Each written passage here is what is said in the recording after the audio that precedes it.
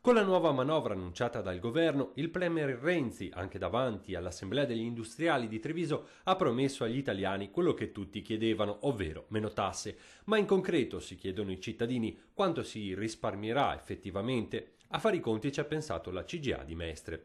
Queste dunque le cifre. Ogni famiglia in media a fine anno potrà contare su 217 euro in più nel proprio salvadanaio, soprattutto grazie all'abolizione della tassa sulla prima casa.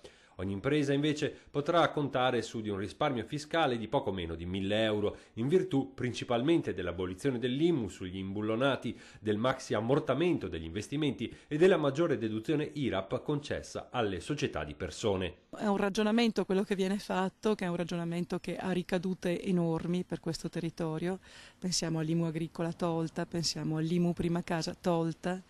Pensiamo a tutti i vantaggi che se ne possono trarre quando tutto comincia a girare e il lavoro c'è. Di segno opposto il giudizio del governatore del Veneto che spiega come la nuova manovra non sarà indolore per i cittadini. Il tema del patto di stabilità piuttosto che il taglio dell'IMU o il patto di stabilità per i comuni sugli investimenti hanno un grande punto di domanda, che è quello da dove si recuperano le risorse. Io ve lo posso già anticipare, si recupereranno direttamente dal fondo della sanità. Tra le misure che più fanno discutere c'è quella che prevede l'utilizzo dei contanti fino a 3.000 euro, una norma che agevola l'evasione o che semplifica la vita e le spese a seconda dei punti di vista. La parola ai trevigiani. E mi fa piacere perché anch'io che sono un commerciante a volte ho avuto delle difficoltà, qualora dovevo